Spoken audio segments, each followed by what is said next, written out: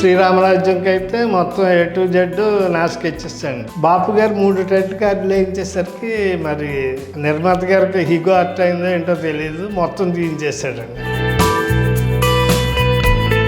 బాపు గారి వీరాభిమాని నుంచి ప్రియ శిష్యుడు వరకు మీ ప్రయాణం అసలు అది ఎలా జరిగింది? ఎన్టీ రామారావు పరిచయం చేశారు, కాళ్ళకు నమస్కారం చేసి బ్లెస్సింగ్స్ తీసుకున్నా. ఈ లోగోలు బాగున్నాయండి, మీ అనగానే నాది సెలెక్ట్ అయిపోయింది అనుకున్నా. ఓ, పబ్లిసిటీ డిజైనింగ్ చేసే మీకు పబ్లిసిటీ లేకపోవడం ఏమిటి? ఇప్పుడు ఆర్టిస్ట్కి పబ్లిసిటీ ఆర్టిస్ట్కి ఆర్ట్ డైరెక్టర్ అంతా ఒకటిగానే ఉండేదండి అప్పట్లో. నమస్కారం, 3TVకి స్వాగతం. ప్రముఖ పబ్లిసిటీ డిజైనర్, ఆర్టిస్ట్, బాపు గారి ప్రియ శిష్యుడు, కళారత్న అవార్డీ గ్రహీత శ్రీ కడలి సురేష్ గారు ఇవాళ మనతో పాటు ఉన్నారు. వారి జీవిత విశేషాలు అలాగే వృత్తి అనుభవాల గురించి వారి మాటల్లోనే విందాం. నమస్తే సురేష్ గారు. నమస్తే అండి. బాగున్నారండి? బాగున్నానండి. ముందుగా అసలు మనం ఒక విషయం మాట్లాడుకోవాలండి, ప్రత్యేకంగా ఏమిటంటే పబ్లిసిటీ డిజైనర్ అనే ఒక వ్యక్తిని తీసుకొచ్చి కూర్చోబెట్టి ఇంటర్వ్యూ చేయడం అనేది నాకు తెలిసి ఇదే ప్రప్రథమం. చాలా సంతోషం. మీరే మొదట ఇంటర్వ్యూ చేయబడుతున్నారు అని చెప్పాలి. నిజంగా చెప్పాలంటే మీకు బాపు గారితో ఉన్న అనుబంధం చెప్తారా? బాపు గారితో అనుబంధం అంటే ఆయన ఆరాధ్య చిత్రకారుడండి. ఆయన అసలు ఆయన్ని కలవటమే ఒక భాగ్యంగా అనిపించేదండి నాకు. ఫస్ట్ ఎప్పుడు కలిశారు బాపు గారిని? ఎలా కలిశారు? ఎంఎస్ రెడ్డి గారు అమ్మాయి పెళ్ళికి వచ్చారండి బాపు రమణులు ఇద్దరు. నేను గంగాధర్ గారి దగ్గర వాల్ పోస్టల్ డిజైన్ చేస్తూ వెళ్ళామండి పెళ్ళికి. నన్ను ఇన్వైట్ చేశారు ఎంఎస్ రెడ్డి గారు. ఏకలవ్య సినిమాకి పోస్టర్లో బాగా చేశానని చెప్పి నన్ను బాగా అభిమానించారండి. వెళ్ళానండి. అంటే మొత్తం గంగాధర్ గారి స్టాఫ్తో పాటే నేను వెళ్తే అక్కడ బాపు రమణ గారు వచ్చారు. దూరం నుంచి ఆయన్ని చూస్తూ మర్చిపోయి ఆనందపడిపోయారండి. ఆయన కూడా నన్ను చూస్తున్నారు. మరి నా ఫేస్లో ఏం కనపడిందో ఆయనకి తెలియదు కానీ చూస్తున్నారు. చూసుకున్నానండి. కాకపోతే వెళ్ళి పలకరించే ధైర్యం లేదు నాకు. పరిచయం ఎలా చేసుకోవాలనేది కూడా తెలియదండి. 17 ఏళ్ల సినిమా వయసు అప్పుడు పబ్లిసిటీ డిజైనర్గా నేనే చేస్తా. ఓకే. అంతకుముందు ఎవరు తక్కువ ఏజ్లో ఎవరు చేయలేరు. బాపు గారి వీరాభిమాని నుంచి ప్రియ శిష్యుడు వరకు మీ ప్రయాణం అసలు అది ఎలా జరిగింది? వీక్లీ మ్యాగజైన్స్లో ఒక యాడ్ చూశానండి. అప్పటికే నేను లీడింగ్ పబ్లిసిటీ ఆర్టిస్ట్లో నేను ఒకడినండి. ఆ యాడ్ చూసి అరే ఇద్దరు అభిమానులు అండి, ఇది ఇద్దరు హీరోలు, ఎన్టీ రామారావు గారు బాపు గారు. ఓకే. హీరోగా ఆయన అంటే ఆరాధ్య. మీ దృష్టిలో వాళ్ళిద్దరు హీరోలు. అది ఈ సినిమా ఎలాగైనా ఖచ్చితంగా చెయ్యాలి అని దేవుడు దండం పెట్టుకుని లోగోలు రాశామండి. శ్రీనాథ కవి సార్వభౌముడు అని నా స్టైల్లో రాసి ఒక ఫ్రెండ్ ద్వారా ఎన్టీ రామారావు గారి స్టూడియోలో ఒక ఎడిటర్ ఉన్నారండి, దాసినేని సుభాష్ గారు. వారికి పంపిస్తే అది చూపించాక ఎన్టీ రామారావు దగ్గరికి వెళ్ళి చూపించారు. ఆయన కవర్ ఓపెన్ చేయకుండానే ఈ సినిమాకి మాకు సంబంధం లేదు, అంతా బాపు గారే చూసుకుంటున్నారు, వారికి చూపించండి, వారు ఓకే అంటే మాకేం అభ్యంతరం లేదు అన్నారు ఎన్టీ రామారావు గారు. ఓకే. సరే అని ఇంకా బాపు గారు వచ్చాక బాపు గారికి చూపించారండి. ఆయన బాపు గారు బాగున్నాయండి, మంచి ఆర్టిస్టే, పిలిపించండి అని గ్రీన్ సిగ్నల్ ఇవ్వడంతో నన్ను పిలిపించుకున్నారండి హైదరాబాద్కి. అలాగా వచ్చానండి. వచ్చి ఇంక నేను దారిలో ఏంటంటే మన లోగోలకి మైమర్చిపోయారు, నేను తోపుగాడిని కాళ్ళ ఎగరేసుకుంటూ వెళ్ళా. బాపు గారికి పరిచయం చేశారు, ఎన్టీ రామారావు పరిచయం చేశారు, కాళ్ళకు నమస్కారం చేసి బ్లెస్సింగ్స్ తీసుకున్నా. బాపు గారికి పరిచయం చేశారు, ఆయనకి కాళ్ళకు నమస్కారం చేసి బ్లెస్సింగ్స్ తీసుకున్నా. ఈ లోగోలు బాగున్నాయండి, మీ అనగానే నాది సెలెక్ట్ అయిపోయింది అనుకున్నా. ఓకే. బాపు గారు ఇదంటే నా లోగోలు ఇంకా బాపు గారికి నచ్చేంత స్థాయిలో వేసాను. అని తర్వాత కానీ నేను ఆల్రెడీ లోగో రాశానండి, అది ఫిక్స్ అయిపోయింది అన్నారు. ఓకే. చూపించారండి ఆయన లోగో. ఇంతే సైజ్ అండి, A4 కంటే చిన్నదే. దాంట్లోనే ఎన్టీ రామారావు గారి బొమ్మ, శ్రీనాథ కవి సార్వభౌముడు అనే లోగో, మిగిలిన పేర్లు అన్నీ ఆయన రాసి చూసేసరికి నాకు మతి లేదండి. అమ్మంతా మళ్ళీ కాళ్ళ మీద పడిపోయి అంటే మేము ఇంత చేసినా కూడా ఆ లోగో చూడగానే ఇంత చిన్న దాంట్లో ఇంత అద్భుతమా అని ఒక ఆశ్చర్యం. అలాగే ఇంకా అప్పటి నుంచి మా బంధం ఇంకా తండ్రి కొడుకుల అనుబంధంలాగా అయిపోయిందండి, గురు శిష్యుల బంధం. తర్వాత ఆయన సొంత సినిమాలకు కూడా పెళ్ళి కొడుకు, తర్వాత పెళ్ళి కొడుకు ఏదో బాపు గారి సొంత సినిమా అండి. ఇంకా అక్కడి నుంచి వరుసగా ఆయన సినిమాలకి వర్క్ చేశానండి. ఓకే. తర్వాత మధ్య మధ్యలో వస్తూ ఉండేవారండి మా ఆఫీస్కి. బాపు గారు వచ్చి కవర్ పేజీలు, స్వాతి కవర్ పేజీలు వేయండి, బొమ్మలు వేయండి అని ఆయనే ఎంకరేజ్ చేసేవారండి, కథలకు బొమ్మలు వేయండి అని. అదే శ్రీనాథ కవిశ్వర బొమ్మ ఆంధ్రప్రభ వీక్లీలో మళ్ళీ ప్రింట్ అయిందండి, అచ్చయింది గతంలోదే. మళ్ళీ చేస్తే దానికి బొమ్మలు వేయించారండి.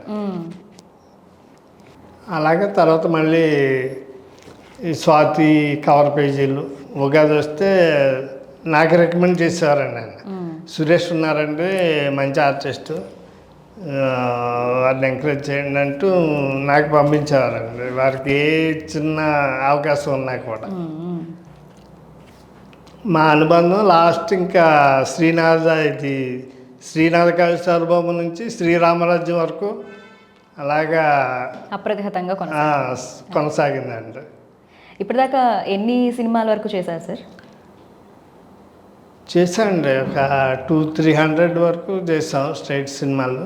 ఇంకా డబ్బింగ్లు, సెకండ్ రిలీజ్ సినిమాలు అవి కూడా చాలా చేశాను. అంటే వేరే భాషల్లో కూడా? వేరే భాషలో హిందీలో రక్వాల్ అనే సినిమాకి చేశానండి, డి రామానాయుడు గారిది. తమిళ్లో 2-3 సినిమాలు చేశానండి. సార్ ఇంకొకటి, ఇప్పుడు మీరు మాన్యువల్గా వర్క్ మీది. అవునండి.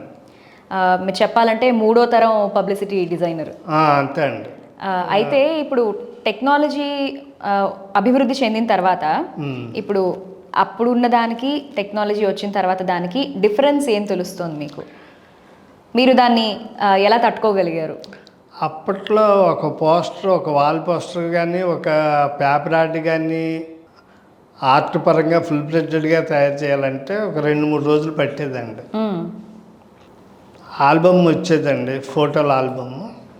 దాంట్లో స్టిల్స్ సెలెక్ట్ చేసుకుని, ఆ స్టిల్స్ సెలెక్ట్ చేసుకున్న ఇదిని మేము స్క్రిప్ట్లు వేసుకునేవాళ్ళం అండి పేపర్ మీద. అవి ప్రొడ్యూసర్కి చూపించి, ప్రొడ్యూసర్ ఓకే అన్న తర్వాత దాని తాలూకు స్టిల్స్ వచ్చేవండి. ఓకే. స్టిల్స్ వస్తే ఆ స్టిల్స్ని మళ్ళీ ఒకటి హ్యాండ్ వర్క్ చేస్తే బాగుంటుందని మేము డిసైడ్ అయ్యి దాన్ని, ఆ స్టిల్ని హ్యాండ్ వర్క్ చేసి పేర్లు అవి చేతితోటే రాసేవాళ్ళం అండి అప్పట్లో.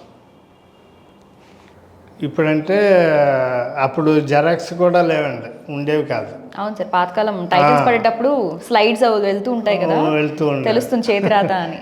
అన్నీ చేతితోటే చేసేవాళ్ళం అండి. ఒక యాడ్ చేయాలంటే ఒక 2-3 days పట్టేదండి. వాల్ పోస్టర్ చేయాలన్నా ఒక్కొక్కసారి అయితే 1 week కూడా పట్టేసేదండి ఒక వాల్ పోస్టర్ చేయటానికి. పల్నాడు సింహప్పుడు ఎంఎస్ రెడ్డి గారు డైలీ వస్తూ విసుక్కుని వెళ్ళిపోయేవారండి. ఇంకా అవ్వలేదునా? ఇంకా అవ్వలేదు, నాకు వద్దు, నువ్వే ఉంచుకో పోస్టర్, నాకు వద్దులే అని. ఓకే. సరే వెళ్ళిపోయారు కదని మేము పక్కన పెట్టేసి అరవింద్ గారి వరకు, రామానాయుడు గారి వరకు చేసుకునేవాళ్ళం. మళ్ళీ వచ్చేవారు. ఇంకా అవ్వలేదా నీ పాసగాల అంటూ అక్కడ కూర్చుని రైటర్స్ని వీళ్ళని అక్కడికి పిలిపించుకునేవారండి. ఓకే. అలాగా అదొక ప్రపంచం కింద అయిపోయేదండి. అప్పట్లో బ్లాక్ అండ్ వైట్ స్టిల్స్ వచ్చేవండి వాల్ పోస్టర్స్కి. బ్లాక్ అండ్ వైట్ సినిమాలు తగ్గిపోయినా కూడా కలర్ సినిమాలు కూడా బ్లాక్ అండ్ వైట్ స్టిల్సే వచ్చేవండి. అవి పెద్ద పెద్ద 30-40 పోస్టర్ అంటే 30-40 సైజే చేసేవాళ్ళం అండి. డిజైన్ కూడా 6 షీట్ పోస్టర్ అంటే దాంట్లో 1/4 సైజ్ చేసేవాళ్ళం అండి. ఆ బ్లాక్ అండ్ వైట్ స్టిల్స్ని కట్అవుట్ చేసి కత్తిరితోటి దాన్ని ప్లైవుడ్ మీద అతికించి కలరింగ్ చేసి పెయింటింగ్ చేసి మళ్ళీ మిగిలిన క్యాస్టింగ్ ఇదంతా కంపోజ్ చేసి అతికించి పేర్లు అవి రాసి ఇలాగా 1 వీక్ పట్టేదండి. 2-3 రోజులు పట్టేది కొన్ని అయితే. ఇంత హార్డ్ వర్క్ చేసేవాళ్ళండి, అంటే ఒక డిజైన్ చేయాలంటే. ఇప్పుడు కంప్యూటర్ వచ్చిన తర్వాత చాలా ఈజీ అయిపోయింది. అప్పట్లో మేము చేస్తూ ఉంటే ఒక గుర్తింపు ఉండేదండి. ఇప్పుడు రోడ్డు మీద వెళ్తున్నా కానీ పోస్టర్ చూసి ఆగి కామెంట్ చేసుకునేవాళ్ళు జనాలు. ఇది ఈ ఆర్టిస్ట్ గంగాధర్ గారు చేసింది, ఇది ఈశ్వర్ పోస్టర్, ఇది సురేష్ పోస్టర్, ఇలాగా తెలిసేవండి. ఇప్పుడు ఏ పోస్టర్ చూసినా ఒకే రకంగా ఉంటుంది. అసలు ఆర్టిస్ట్ ప్రస్తావన అనేది రావట్లేదండి. అంటే ఆర్ట్కి డిజైనర్కి సంబంధం లేదన్నట్టు అయిపోయిందండి. అంటే అప్పట్లో పోస్టర్స్లో ఆర్టిస్ట్ కనిపించేవాడు అండి. ఇప్పుడు కంప్యూటర్ కనిపిస్తుంది. ఈ ఎఫెక్ట్స్ కనిపిస్తున్నాయి. అంటే దీనివల్ల లాభ నష్టాలు ఏమైనా చెప్పగలరా? లాభ నష్టాలంటే అప్పట్లో ఏంటంటే అండి, మేము ఎక్కువ వర్క్ మీదే కాన్సన్ట్రేట్ చేసేవాళ్ళం. ఈ వర్క్ని బేస్ చేసుకుని అంటే కొంతమంది ఆర్టిస్టులు డబ్బు సంపాదించిన వాళ్ళు ఉన్నారండి. నేనైతే ఆర్థికంగా పెద్దగా దీంట్లో సంపాదించిందంటే ఏం లేదండి. ఇన్ని సినిమాలు చేసి కూడా నాకు ఎంతసేపటికి ఆ వర్క్ గొప్పగా చేయాలనే థాట్తోటే ఉండేవాడిని అండి. సినిమా రిలీజ్ అయ్యాక హిట్ అయితే ఆ ప్రొడ్యూసర్లు పంపించేవారండి డబ్బు. సినిమా ఫ్లాప్ అయితే మేము అడగలేము, వాళ్ళు ఇచ్చేవారు కదండి. ఇలాగేంటంటే కొన్ని సినిమాలు ఆర్థికంగా నష్టపోయాం. మాకు ఇచ్చేది అప్పట్లో 5,000 నుంచి 10,000 వరకు ఇచ్చేవారండి పబ్లిసిటీ డిజైనర్కి. ఇప్పట్లో లక్షలు ఉన్నాయండి. 9-10 లక్షల దాకా తీసుకునే ఆర్టిస్టులు కూడా ఉన్నారు ఒక సినిమాకి. కానీ సార్, అంటే అప్పట్లో వేళ్ల మీద లెక్క పెట్టుకోగలిగినంత ఆర్టిస్టులు ఉండేవారు. ఇప్పుడు టెక్నాలజీ పెరిగాక సంఖ్య కూడా పెరిగింది కదా. అసలు డిజైనర్కి దీనికి సంబంధం లేకుండానే డిజైనర్లు అయిపోతున్నారండి. ఇప్పుడు కలర్ ల్యాబ్ అతను ఉన్నాడు, అతనే డిజైన్ చేసే రేంజ్కి వచ్చేసారండి. ఆర్టిస్ట్తో పని లేదండి అసలు. దాన్ని ఆర్ట్ అనడానికి లేదండి. కంప్యూటర్. ఎందుకంటే మీకు ఫాంట్స్ వచ్చేసినాయి, రెడీమేడ్ ఫిల్టర్స్ వచ్చేసినాయి ఎఫెక్ట్స్కి. బటన్ నొక్కితే ఏదో జగన్ బటన్ నొక్కితే ఇంటింటికి డబ్బులు వచ్చేసినట్టు డిజైన్లు వెళ్ళిపోతున్నాయండి 5 నిమిషాల్లో. అలాగా తయారైందండి. ఇప్పుడు మీరు ఇందాక మీ హీరోస్ ఇద్దరు ఎన్టీఆర్ గారు, బాపు గారు అని మెన్షన్ చేశారు కదా. బాపు గారి గురించి చెప్పారు. ఎన్టీఆర్ గారితో మీ అనుబంధం ఏంటి? ఎన్టీఆర్ గారితో అనుబంధం ఏంటంటే, ఒకసారి గంగాధర్ గారి దగ్గర పనిచేస్తున్నప్పుడు అనురాగ దేవత అనే సినిమాకి గంగాధర్ గారు డిజైన్ చేశారండి. స్లైడ్ కలరింగ్ నేను చేస్తాను. స్లైడ్స్ అంటే ఒక సినిమాకి ఒక 50-100 స్లైడ్కి ఉండేవండి స్లైడ్స్. ఆ 100 స్లైడ్లు కలరింగ్ చేసుకోవాలండి. మొత్తం మాన్యువలే అండి. చేస్తున్నప్పుడు ఈ స్లైడ్ అంటే నాకు ఎంతసేపటికి ఏంటంటే అందరిలాగా చేయకూడదు, మనదంటూ ఒక ఐడెంటిటీ కావాలి. అక్కడ బెటర్మెంట్ చేసి ఆ స్లైడే ఒక పెయింటింగ్ రేంజ్లో చేసేవాడినండి ఆ సినిమాకి. అంటే ఆయన బ్లాక్ అండ్ వైట్ తోటి పెయింటింగ్ చేశారు గంగాధర్ గారు. అదేంటంటే అండి, నేను మళ్ళీ దాన్ని పెయింటింగ్ లాగా స్లైడ్ కలరింగ్ చేసేసరికి ఈ స్లైడ్ ఎన్టీ రామారావుకి బాగా నచ్చి ఇది మాకు వాల్ పోస్టర్ కావాలి 6 షీట్. అదండి అప్పుడు ఆ స్లైడ్ ఆర్టిస్ట్ని పంపించండి అంటే ఎన్టీ రామారావు దగ్గరికి వెళ్ళానండి ఒకసారి. బజుల్లా రోడ్లో ఉంటుండగా ఇంకొక ఫ్రెండ్ నేను కలిసి వెళ్ళామండి. ఇలా గంగాధర్ గారి శిష్యులు అనగానే వారు మీరు గంగాధర్ గారి శిష్యులా రండి అని కూర్చోబెట్టి బాగా రిసీవ్ చేసుకున్నారండి. మాకు ఈ డిజైన్ 6 షీట్ పోస్టర్గా మీరు చేసేవాడిని అని అడిగారండి. ఇప్పుడు గంగాధర్ గారి దగ్గర అది చేసామండి. అనురాగ దేవత 3/4 యాంగిల్లో ఎన్టీ రామారావు గారిది ఉంటుంది, తలకి గుడ్డ కట్టి. అది ఒక అంటే ఇప్పుడు ట్రెండీగా ఇప్పుడు ఎలా ఉన్నాయి ఇప్పుడు డిజైన్లో, అప్పట్లో ఆ డిజైన్ అలా ఉండేదండి. అంటే అంత క్వాలిటీగా వర్క్ చేసేవాళ్ళండి. పబ్లిసిటీ డిజైనింగ్ చేసే మీకు పబ్లిసిటీ లేకపోవడం ఏమిటి? పబ్లిసిటీ లేకపోవడానికి కారణం ఏంటంటే మాది 4 గోళ్ల మధ్య ప్రపంచం అయిపోయిందండి. ఇప్పుడు ఆర్ట్ డైరెక్టర్ కానీ, మేకప్ మ్యాన్ కానీ, డ్యాన్స్ మాస్టర్ కానీ, మిగిలిన టెక్నీషియన్స్ అంతా ఏంటంటే యూనిట్తో పాటు తిరుగుతూ ఉంటారండి. అంటే స్టూడియోలకు కానీ లేకపోతే అవుట్డోర్ లొకేషన్స్కి కానీ, అంటే వాళ్ళ అవసరం, వాళ్ళు అక్కడ తిరగాలి ఇక్కడ తిరగాలండి. కానీ మా డిపార్ట్మెంట్కి అలా లేదండి. సినిమా అంతా అయిపోయిన తర్వాత మా అవసరం వస్తుందండి ప్రొడ్యూసర్కి. షూటింగ్ పార్ట్ మొత్తం అయిపోయిన తర్వాత ఆల్బమ్స్ అవి తీసుకుని మా దగ్గరికి వస్తారండి. ఆల్బంలో స్టిల్స్ చూసి మేము ఒక ఐడియాగా అనుకుని 4 షీట్కి అయితే ఈ స్టిల్ బాగుంటుంది, 6 షీట్కి ఈ స్టిల్ బాగుంటుందని మేము డిసైడ్ చేసుకుని స్కెచెస్ వేసి ప్రొడ్యూసర్కి ఇస్తే అప్పుడు వాళ్ళు చేయించుకునేవారండి. ఇలాగేంటంటే అండి ఇంకా మాకు పబ్లిసిటీ చేయాలి, మా గురించి చేయాలనే ఇది ఉండేది కదండి ఎవరికి.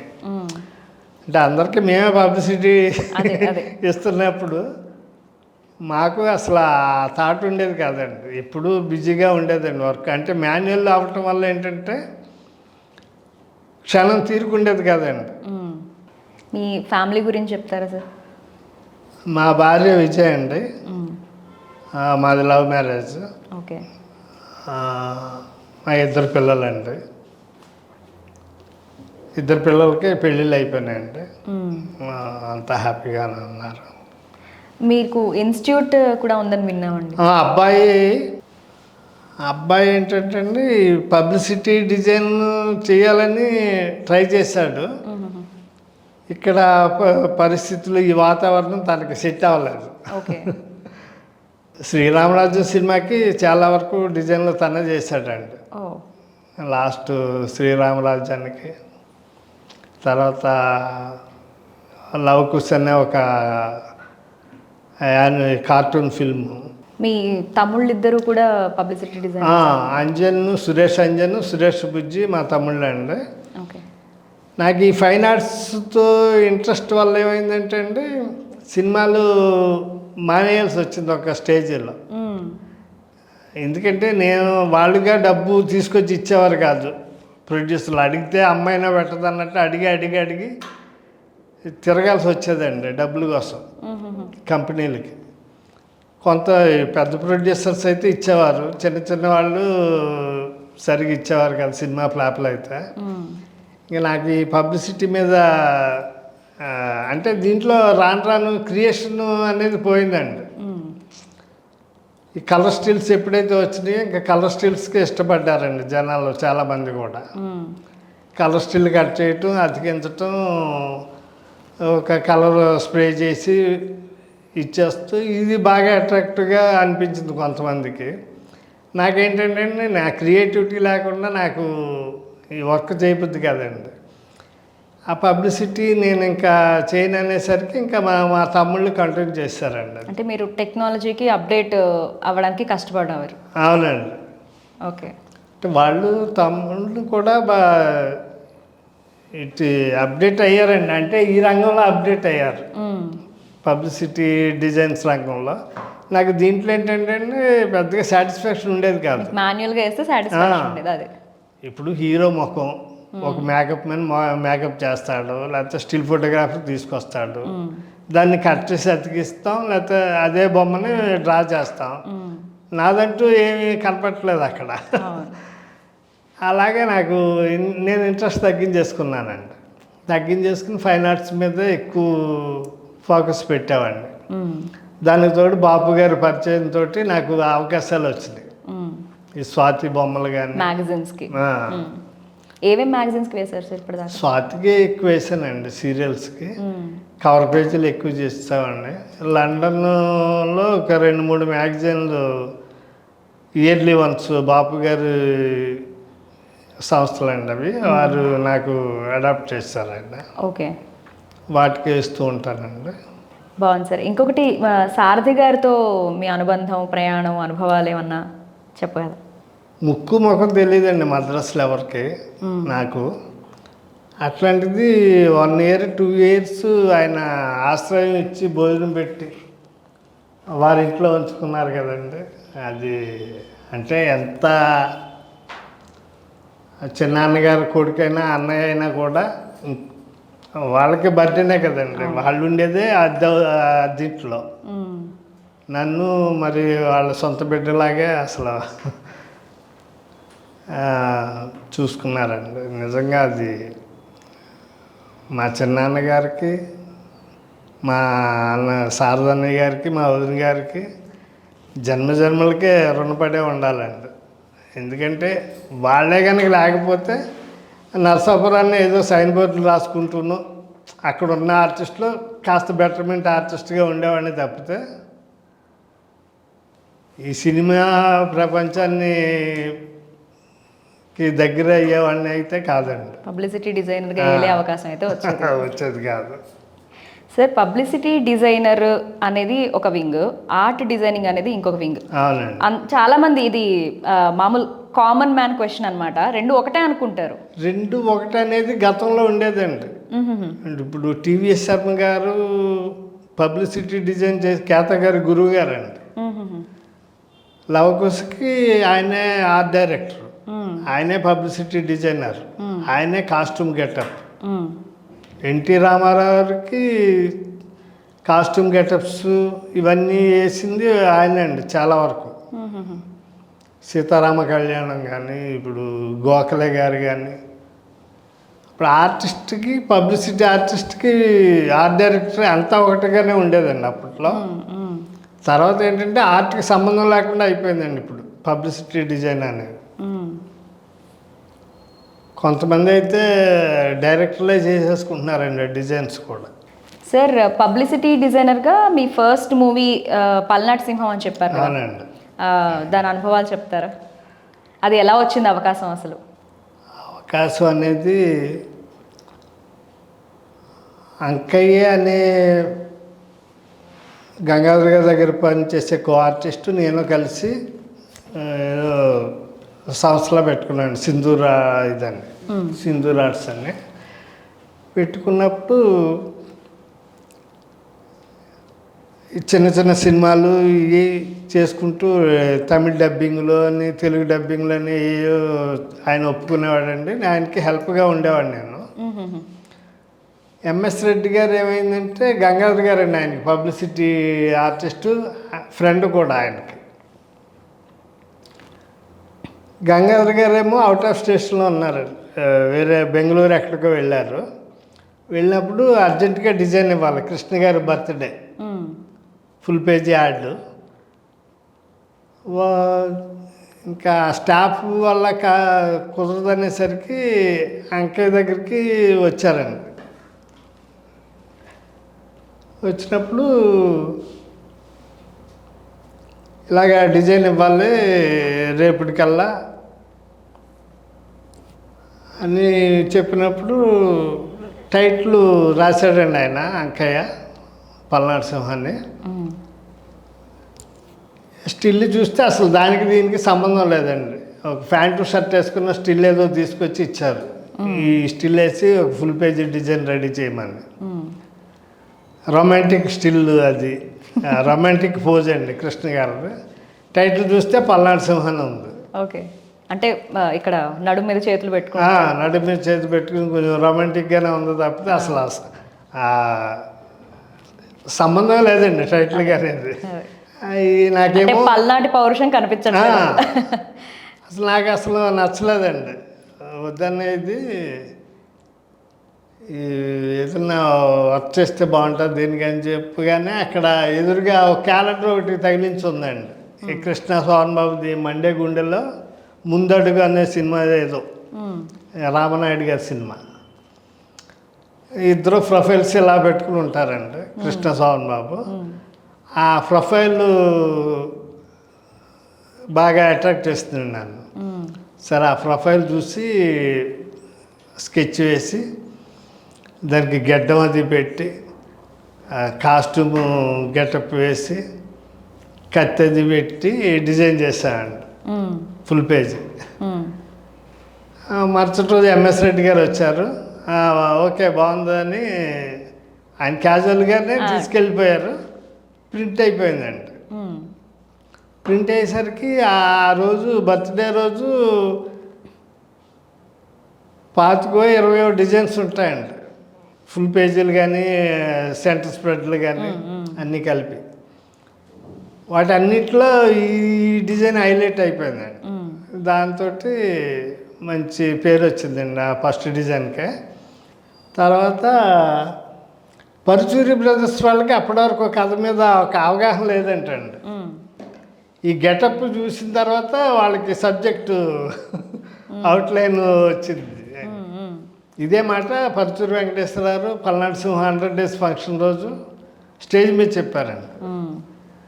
అలాగా ఒక ఇన్స్పిరేషన్ కలిగించింది ఏంటండి. ఒక ఆర్ట్ నుంచి ఇన్స్పిరేషన్ తీసుకుని స్టోరీ అల్లారు. Great sir. అదొకటి సంతోషం. అలా పల్నాడు సింహం రూపుదిద్దుకున్నారు. అవునండి, చాలా బాగుంది. మరి నెక్స్ట్ ఆర్ట్ డైరెక్టర్గా మీ ఫస్ట్ మూవీ? ఆర్ట్ డైరెక్టర్గా అనేది డైరెక్ట్గా లేదు కానండి, చాలా సినిమాలకి ఆర్ట్ గెటప్లు సెట్ స్కెచెస్ ఇవి ఇచ్చామండి. తాండ్రపాపారాయుడు కృష్ణరాజు గారి సినిమాకి ఒక 5-6 ఆర్టిస్టుల చేత ఆయన గెటప్లు వేయించారండి. దాసనారాయణరావు కానీ సూర్యనారాయణరాజు గారు వేయిస్తే వాళ్ళకి పెద్దగా సాటిస్ఫై కాలేదండి దాసనారాయణరావుకి. అప్పటికి నేను పబ్లిసిటీ డిజైనర్గా ఒక గుర్తింపు తెచ్చుకున్నానండి. అప్పుడు నన్ను పిలిపించారండి ఆయన దాసనారాయణరావు గోపికృష్ణ మూవీస్కి పిలిపించి ఇలాగా కాస్ట్యూమ్ గెటప్ వేయాలి, తాండ్రపాపారాయుడు సినిమా చేస్తున్నాం అనేసరికి అప్పుడు బొబ్బిలి యుద్ధం సినిమా ఉంది కదండి, దాంట్లో ఎస్వి రంగారావు క్యారెక్టర్ తాండ్రపాపారాయుడు అంటే అని చెప్పారు. ఎస్వి రంగారావు క్యారెక్టర్ అంటే ఇప్పుడు దాన్ని మించి మనం ఇక్కడ చూపించాలి. కృష్ణరాజు గారికి ఎస్వి రంగారావు గారిని మించి మనం గెటప్ చూపించాలి. వాళ్ళు వేసి చూస్తే మామూలుగా లవ్ బాయ్ విగ్గులాగా ఏవో పెట్టారు తప్పితే అసలు ఫెరిష్నెస్ అది లేదండి. నేను కృష్ణరాజు గారి గెటప్ తీసుకుని కలర్లో వేశానండి. పెద్ద పెద్ద రింగులు పెట్టి జులప సింహంలాగా జూల్లాగా హెయిర్, పెద్ద బొట్టు, పెద్ద గుబురు మీసాల్లో పెట్టేసరికి మొత్తం దాసనారాయణ గోపికృష్ణ ఆఫీస్ మొత్తం అయ్యి చాలా బాగుందని పిలిపించి ఇంకా మిగిలిన క్యారెక్టర్స్కి కూడా నా చేత వేయించారండి గెటప్స్. ఓకే. ఇది మోహన్ బాబు గారు రామరాజు, విజయ రామరాజు క్యారెక్టర్, ప్రాణ గారు ఇవన్నీ కూడా వేయించారండి. అలాగే అభినందన మందారమాల అనే సాంగ్కి సెట్ స్కెచెస్ నచ్చకపోతే మళ్ళీ సూర్యనారాయణ గారు రాజు గారు నా చేత వేయించారండి. ఓకే. అభినందన మందారమాల అనే సాంగ్కి మళ్ళీ నేను వేస్తే అదే స్కెచ్ అక్కడ సెట్ వేశారండి. స్కెచ్లోంచి సెట్ ఇన్స్పిరేషన్. వావ్. ఇది కూడా డాలు ఖడ్గం వేసి దానికి ఒక మందారమాల వేసి ఇలా అంటే ఆ లిరిక్ తగ్గట్టు స్కెచ్ వేశానండి. అదొకటి బాగా నచ్చిందండి దాసనారాయణ గారికి. అలాగే విశ్వనాథ వడ్డే రమేష్ గారి సినిమా అండి, విశ్వనాథ నాయకుడు, దానికి గెటప్స్ వేశానండి. ఇలాగే మధ్య మధ్యలో ఏంటంటే ఆర్ట్ డైరెక్టర్లకి సంబంధించిన వర్క్ కూడా మా చేత చేయించేవారండి. కానీ ఆర్ట్ డైరెక్టర్గా ఎప్పుడూ పేరు వేయించుకోవటం కానీ ఏం చేయలేదండి. ఒక్క సినిమాకి కూడా? ఆహా, ఓన్లీ పబ్లిసిటీ డిజైనర్ కానీ పేరు పడింది మీకు? ఓకే, పడేదండి అంతే. అలాగే శ్రీరామరాజ్యంకి అయితే మొత్తం A to Z నా స్కెచెస్ అండి. జగనానంద కారక్ అనే సాంగ్ మొత్తం నేను వేసిన బొమ్మలే గ్రాఫిక్స్లో చేశారండి. అలాగే సెట్ స్కెచెస్, ఆ దర్బారు, అదే వాళ్ళ ఆర్ట్ డైరెక్టర్ వాళ్ళు కాక ఇంక మళ్ళీ నన్ను పిలిపించేవారండి మద్రాసు నుంచి. ఫ్లైట్లో రావడం, ఫ్లైట్లో వెళ్ళటం, ఇలాగే ఇక్కడ రూమ్ వేసి స్కెచెస్ వేసుకుని ఇలాగే ఆర్ట్ డైరెక్షన్ వర్క్ చాలా వరకు నేనే చేశానండి. బాపు గారికి ఇంకా అంటే ఆర్ట్ డైరెక్షన్ చేస్తానని చెప్పలేదు కానండి, ఆర్ట్ డైరెక్టర్ వర్క్ అంతా నేనే చేశానండి శ్రీరామరాజ్యానికి. తర్వాత బాపు గారు టైటిల్ కార్డ్స్ వేయించారండి. పబ్లిసిటీ డిజైనర్గా ఒక టైటిల్ కార్డు, ఆర్ట్ డైరెక్టర్గా ఒక టైటిల్ కార్డు, గ్రాఫిక్స్ ఆర్ట్ డైరెక్టర్గా ఇంకో కార్డు, 3 కార్డులు వేయించారండి. అంటే CG వాళ్ళకి కూడా నన్ను పిలిపించి నేను చెప్పినట్టు చేసేవారండి వాళ్ళు. వాళ్ళకి కావాల్సిన వర్క్ కూడా నేను చేసి ఇచ్చేవాడిని అండి. ఇలాగ 3 డిపార్ట్మెంట్స్కి వర్క్ చేశానండి నేను. బాపు గారు 3 టైటిల్ కార్డులు వేయించేసరికి మరి నిర్మాత గారికి హిగో అర్ట్ అయిందో ఏంటో తెలియదు, మొత్తం తీయించేశాడండి ఆయన. ఓ సార్, ఇప్పటి వరకు మీరు చేసిన వర్క్స్లో అంటే ఇన్ని సినిమాలు చేశారు కదా, బాగా తృప్తినిచ్చింది ఏది? నాకు బాగా తృప్తినిచ్చిందంటే సినిమా పబ్లిసిటీ డిజైన్ కంటే కూడా నాకు పెయింటింగ్స్ ఎక్కువ తృప్తినిచ్చాయండి. ఓకే, ఎందుకంటారు రీజన్?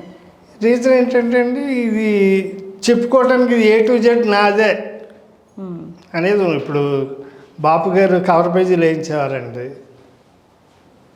కవర్ పేజీ మొత్తం అంతా నా మైండ్లోంచి వచ్చింది, నా మనసులోంచి వచ్చింది, నా చేతిలోంచి వచ్చిందే తప్ప ఇంకో హీరో ముఖంలోంచో లేకపోతే ఇంకో మేకప్ మెను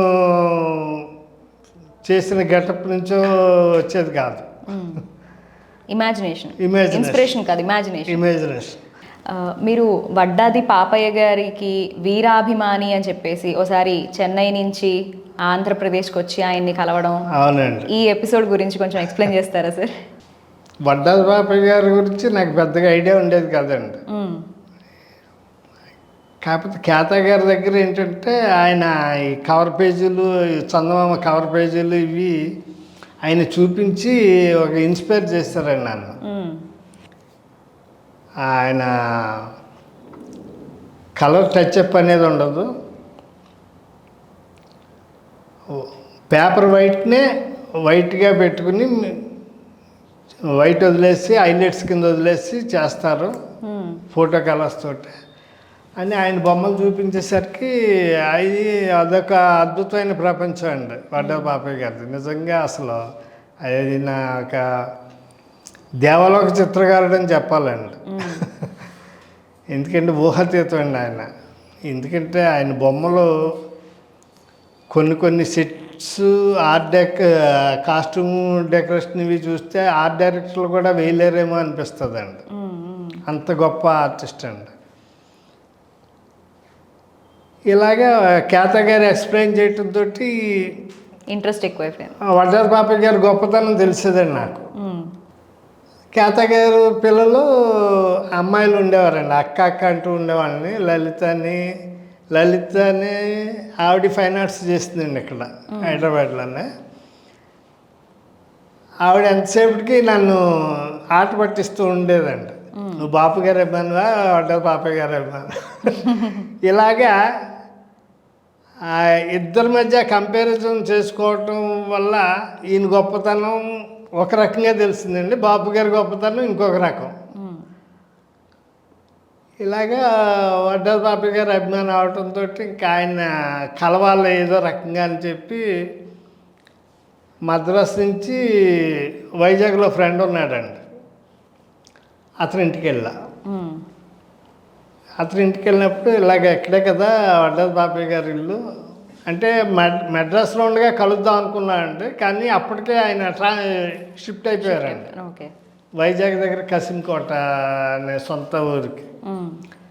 అప్పుడు షిఫ్ట్ అయిపోయాక ఎక్కువ ఇంట్రెస్ట్ కలిగిందండి, అయ్యయ్యో ఆయన్ని ఖచ్చితంగా కలవాలి దాన్ని. సరే ఆ ఫ్రెండ్ని తీసుకుని, ఫ్రెండ్ వాళ్ళ అన్నయ్య హరిదాస్ అండి, జేజి నారాయణ అని హరిదాసు, ఆయన్ని తీసుకుని వెళ్ళామండి, కసింకోట వెళ్ళాం. వెళ్ళేసరికి అక్కడ అడిగాం, ఇక్కడ వడ్డాల బాపయ్య గారి ఇల్లు ఎక్కడమ్మా అంటే ఆవిడేదో చెప్పింది, 2వ వీధిలో వెళ్ళండి, 10వ ఇల్లు 8వ ఇల్లు అని చెప్పింది. మీరు ఎక్కడి నుంచి అంటే ఇలాగ మద్రాసు నుంచి వచ్చామంటే ఆవిడ ఆశ్చర్యంగా చూసి అక్కడ ఇల్లు వెళ్ళమని చెప్పిందండి. ఓకే. సరే అని వెళ్తూ ఉండగా ఇంకా దారి పొడుగున వీళ్ళు మద్రాసు నుంచి వచ్చారంట, ఆయన ఏమన్నా పలకరిస్తాడా, కనిపిస్తాడా, కోపిష్టి, ఈ రకమైన మాటలు వినిపిస్తున్నాయి. మొత్తానికి వాళ్ళు చెప్పిన గుర్తుకి వెళ్ళి తలుపు కొట్టాడు. తలుపు కొడితే లోపల నుంచి ఒక ఆడవిడ వచ్చింది, పాత సినిమాలో కన్నమ్మ గారి లాగా, అసలు చాలా ట్రెడిషనల్గా. మాకు అర్థమైపోయిందండి వారి భార్య అని. నమస్కారం చేసి ఇలాగ మద్రాసు నుంచి వచ్చానండి గురుగారిని కలవడం కోసం. సరే ఉండండి బాబు అని ఆవిడ లోపలికి వెళ్ళింది. లోపలికి వెళ్ళిన ఒక అరగంట తర్వాత ఎప్పుడో 10 నిమిషాల తర్వాత ఎప్పుడో ఆయన వచ్చారండి. ఆయన వేసిన బొమ్మలాగా ఆయన కూడా ఒక చక్కటి హుందాగా ఒక పంచి, ఒక జుబ్బ, గాజు కళ్ళు, గిరిజాల జుట్టు, ఇది దెబ్బ పండుగ అంటారు చూసారా ఆ కలరు. ఆయన బొమ్మలు ఏ రంగులు అయితే ఉన్నాయో ఆయనలోనే ఆ రంగులన్నీ కనిపించినాయండి. కాళ్ళకి నమస్కారం చేసి ఇలాగ మిమ్మల్ని చూడటం కోసం వచ్చానండి, నేను మద్రాసు నుంచి వచ్చారా, చూసారుగా ఇగో 2 చేతులు 2 కాళ్ళు, ఇలాగే తలకాయ, చూసారుగా ఇంక వెళ్ళండి అన్నారు. ఓకే. నాకేం అర్థం కాలేదండి.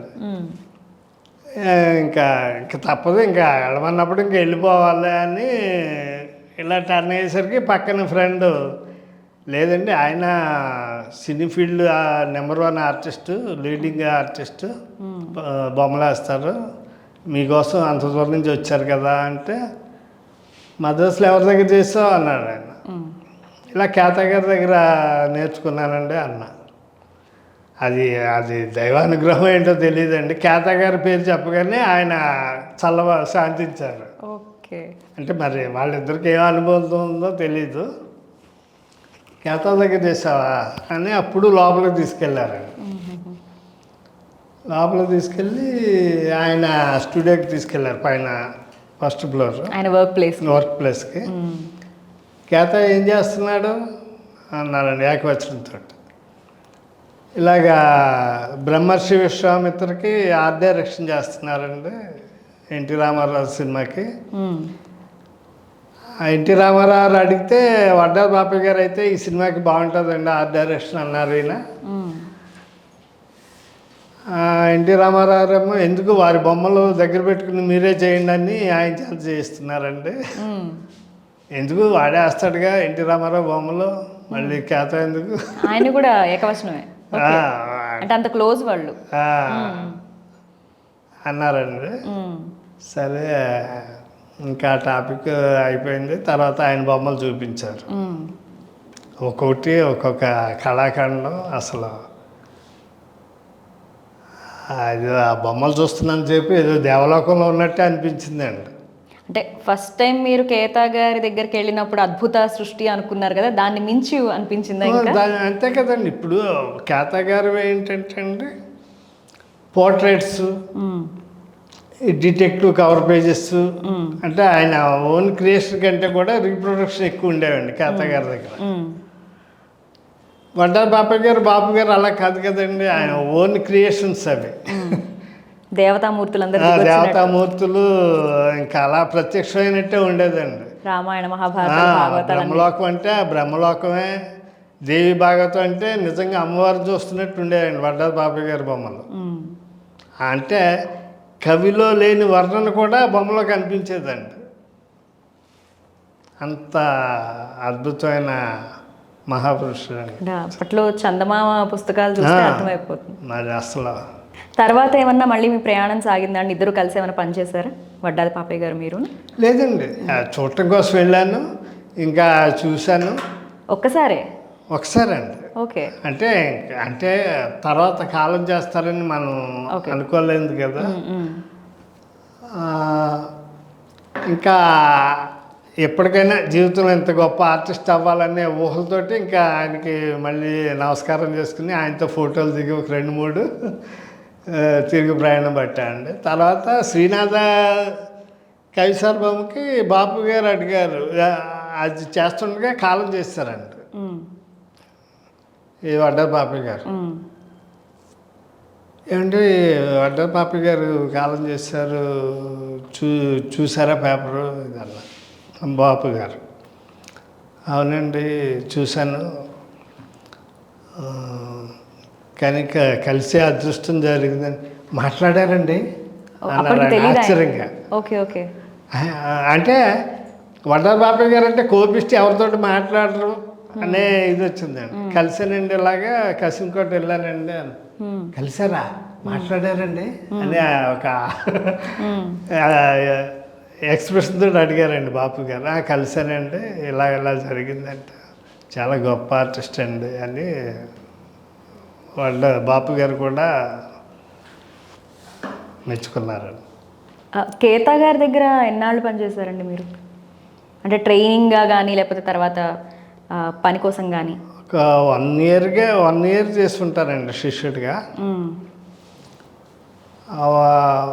1 ఇయర్ కంటే తక్కువండి. తర్వాత ఏంటంటే అండి, ఒకసారి లేట్గా వెళ్ళానండి ఆఫీస్కి. అంటే మా అన్నయ్య గారి ఇంట్లో ఉండేవాడిని అండి, శారద గారి ఇంట్లో. ఒక్కొక్కసారి ఏంటంటే వ్యాన్ వచ్చేది కదండి, స్కూల్ వ్యాన్. నేను బస్సులో తీసుకెళ్ళి ఆ పిల్లోడిని అక్కడ స్కూల్లో వదిలి వచ్చేవాడిని అండి. ఈయన కోపం వచ్చేదండి కేత గారికి.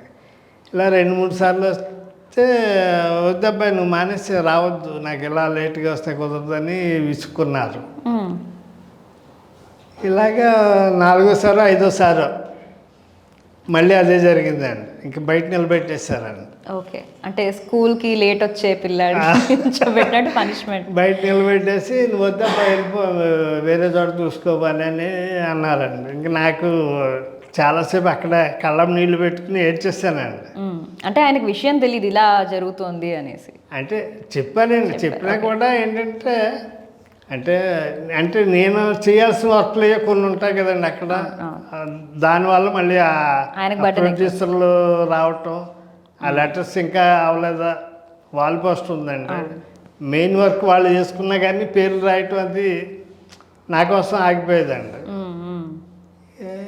దీంతో ఏంటంటే వాళ్ళు లేట్ ఫీల్ అవటం విసుక్కున్నారండి. ఇంకా నేను బయట నిలబడి ఎప్పుడండి ఉదయం 10 గంటలకు ఎప్పుడు వచ్చాను, 10-10:30కో 12:30 వరకు అక్కడ బయట నిలబడ్డానండి. ఇంకా మనుషులు వస్తూ ఉన్నారు వెళ్తూ ఉన్నారు తప్పితే రా పర్లేదు రా అని కూడా అనలేదు. అంటే మరి అంత స్ట్రిక్ట్గా ఉండేవారండి ఆయన. ఇంకా లంచ్ టైం అయిందని ఇంక ఇంటికి వెళ్ళిపోయానండి. వెళ్ళిపోయి మా శారద గారితో చెప్పానండి, అన్నయ్య గారితో, ఇలాగా వద్దన్నారు అన్నయ్య, వేరే చోట చూసుకోమన్నారు అన్న. అప్పుడు మా శారద గారు తీసుకెళ్ళి గంగాధర్ గారి దగ్గర పెట్టారండి. ఓకే. గంగాధర్ గారి దగ్గర పెట్టేసరికి అక్కడ అక్కడ బాగుండేదండి. తర్వాత కేతా గారి దగ్గరికి మళ్ళీ వెళ్ళలేదు. మళ్ళీ అంటే అండి తర్వాత ఎప్పుడైనా మామూలుగా వెళ్ళలేదండి. నేను రికగ్నైజ్ అయిన తర్వాత ఒకసారి దండ ఇది తీసుకెళ్ళి ఆయనకి వేసి కాళ్ళకి నమస్కారం చేయటానికి వెళ్ళానండి. అప్పటి నుంచి మళ్ళీ ఈ అద్భుత ప్రపంచాన్ని పరిచయం చేసినందుకు మీ ఊరు తర్వాత మీ తల్లిదండ్రులు వారి గురించి చెప్పండి. నేను నరసాపురాన్ని పుట్టానండి. మాది మా నాన్నగారు కాలం చేయటం వల్ల చాలా బేదరికంలోకి వెళ్ళిపోయింది మా ఫ్యామిలీ. ఇంకా చదువుకునే స్తోమత కూడా లేదు. నా ఇంట్రెస్ట్ చూసి మా మదరు అక్కడ లోకల్గా ఉండే ఒక సైన్ బోర్డ్ ఆర్టిస్ట్ దగ్గర చేర్పించిందండి.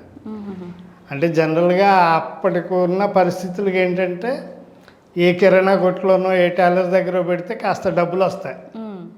అవేమీ పట్టించుకోకుండా నా ఇంట్రెస్ట్ ఆర్ట్ మీద ఉందని చెప్పి మా మదరు ఆర్టిస్ట్ దగ్గర చేర్పించిందండి. గుర్తించి చేర్పించింది. కీళ్ళ కృష్ణమూర్తి గారు అనండి, అక్కడ వెస్ట్ గోదావరిలో పేరున్న ఆర్టిస్ట్. ఆయన దగ్గర చేస్తుండగానే ఈ సినిమా పోస్టర్ల గురించి, ఈ చందమామ బొమ్మల గురించి తెలుసుకోవడం జరిగింది. ఆయన ఎక్స్ప్లెయిన్ చేసేవారు.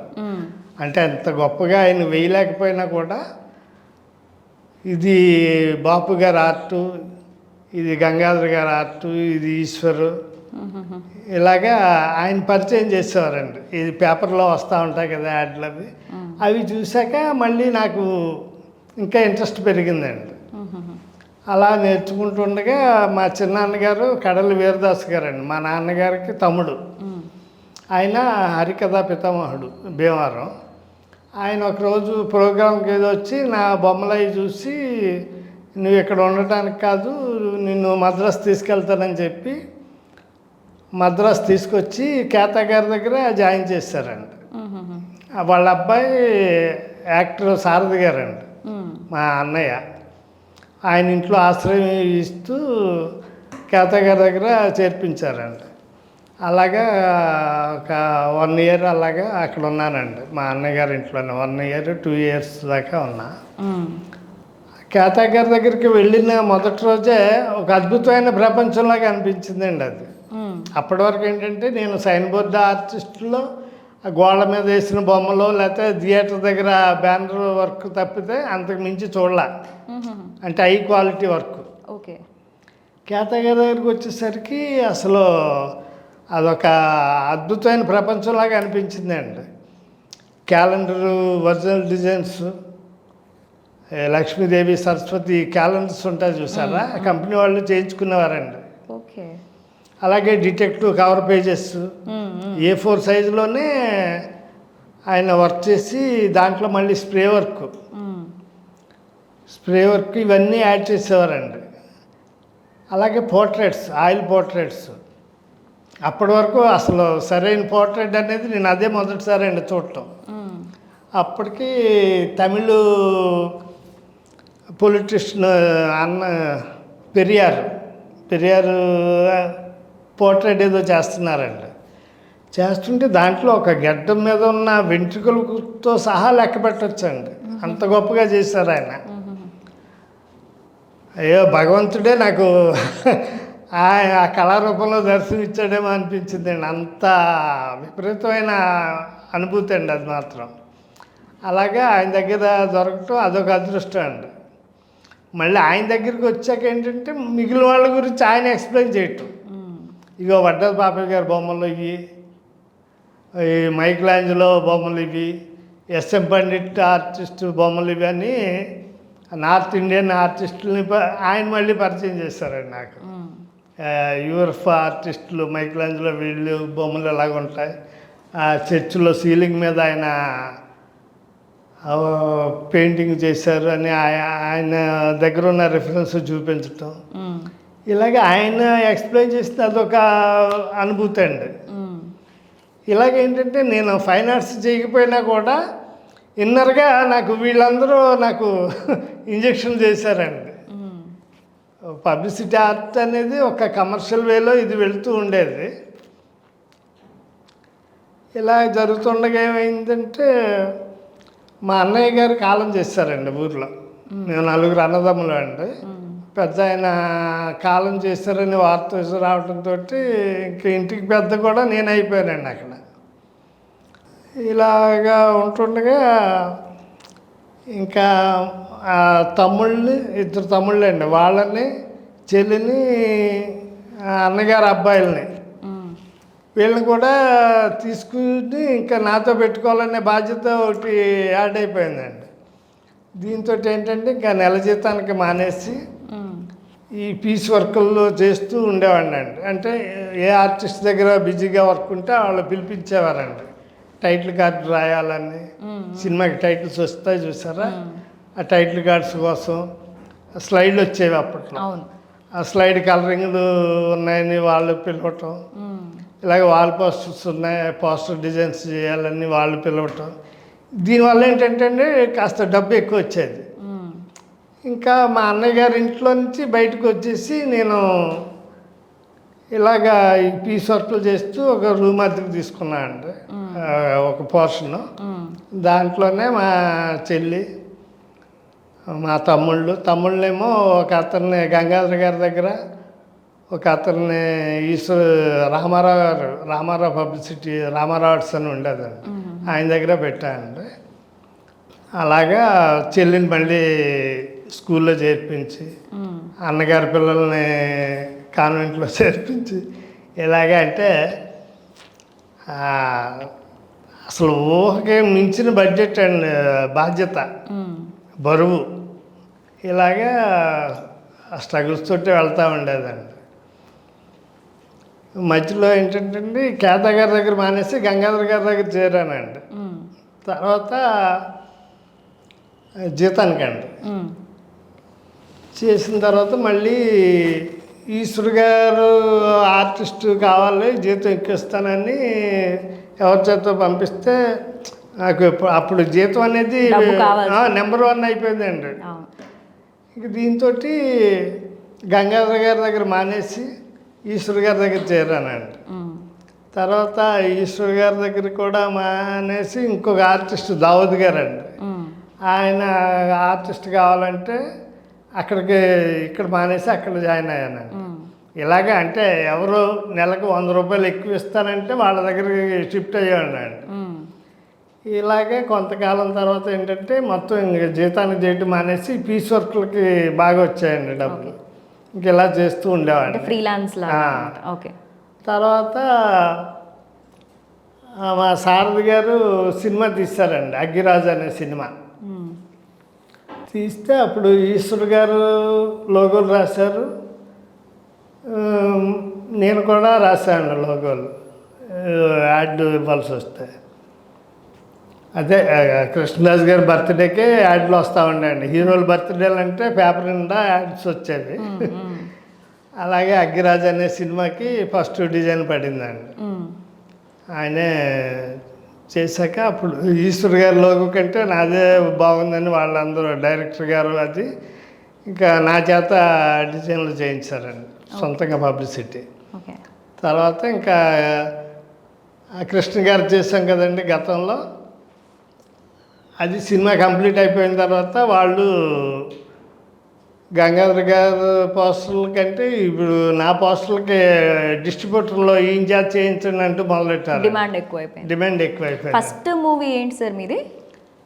ఫస్ట్ మూవీ పల్నాడు సింహాన్నే వస్తుందండి. ఎందుకంటే అగ్గిరాజు కంటే ముందు పల్నాడు సింహం రిలీజ్ అయింది అనుకుంటానండి. ఇదే వస్తుంది కృష్ణ గారిది. అగ్గిరాజు ఏమిటంటే ఫస్ట్ డిజైన్ అండి, నా పేరు మీద డిజైన్ ప్రింట్ అయింది. అయితే అగ్గిరాజు అంటే మీ ఎలా అనిపించింది అప్పట్లో? ఫీలింగ్ ఎలా ఉండేది ఫస్ట్? ఫీలింగ్ ఏం లేదండి, మెయిన్ ఏంటంటే బిజీగా వర్క్ చేయాలి, ఫ్యామిలీ పెద్దది కదండి. మీరు ముందు ముఖ్యంగా కాన్సన్ట్రేషన్ డబ్బు మీద ఉంది, ఎలా సంపాదించాలి, ఫ్యామిలీని పోషించాలి మెయిన్. అసలు అంటూ పని దొరికింది, తండ్రి లేరు, అన్నయ్య లేరు, మొత్తం బర్డెన్ నా మీద పడింది, సంసార బాధ్యత. సో ఈ డబ్బు మీదే ఉండేదండి. కానీ ఈ వర్క్లో అసలు ప్రొడ్యూసర్ వెళ్ళి డబ్బు అడగాలనే థాటే ఉండేది కదండి. వాళ్ళుగా ఇవ్వటం, ఈ నెల సరిపోయింది, రెంట్ కట్టేసాం, ఉందా అలా తృప్తి పడిపోయాడనే తప్ప, అరే నాకు మంచి క్రేజ్ ఉంది, మనం డిమాండ్ చేస్తే వీళ్ళు ఎంతైనా ఇస్తారు అనే థాటే లేదండి అసలు. అలాగే వాళ్ళు మిగిలిన ఆర్టిస్టులకి అలాగే ఇచ్చేవారు, నాకు అలాగే ఇచ్చేవారు, అలా గడిచిపోతూ ఉండేదండి. మీది పోస్ట్ ప్రొడక్షన్ వర్క్ కదా సార్? సినిమా అయిపోయిన తర్వాతే వచ్చేదండి. సినిమాకి ముందు ఏంటంటే ఇలాగ హీరోలకి అది బర్త్డే యాడ్స్ ఇవ్వాలని ఓకే, ఇలా వస్తూ ఉండేవారండి మ్యాగజైన్స్లో. ఒక పబ్లిసిటీ డిజైనర్ అంటే ఏంటో ఇప్పటికీ కూడా చాలామందికి తెలియదు సార్. ఇంకొకటి పబ్లిసిటీ డిజైనర్కి ఆర్ట్ డిజైనర్కి తేడా కూడా చాలామందికి తెలియదు. అలాంటిది మీరు మా స్టూడియోకి వచ్చి ఇవాళ ఇలాంటివన్నీ కూడా ఎక్స్ప్లెయిన్ చేసి మీ అనుభవాలన్నీ పంచుకుని, అలాగే ఎన్టీఆర్ గారితో కానీ బాపు గారితో కానీ, అలాగే మీ గురువు గారు బాపు గారు, ఇంకా మీ ఇన్స్పిరేషన్ వడ్డాది పాపయ్య గారు, వంశీ గారు, డైరెక్టర్ వంశీ గారు, అలాగే మీ అన్నగారు అన్నారు సారథి గారు, కేతా గారు, ఇలాంటి వాళ్ళందరితో మీ అనుభవాలు మాతో పంచుకున్నారు. ఇప్పుడున్న యూత్కి ఏదైతే మనం తెలియని విషయాలు అనుకుంటున్నామో అది తెలియజేసి వాళ్ళకు కూడా ఇన్స్పైరింగ్గా చాలా విషయాలు మాట్లాడారు సార్. చాలా ధన్యవాదాలు. నమస్తే.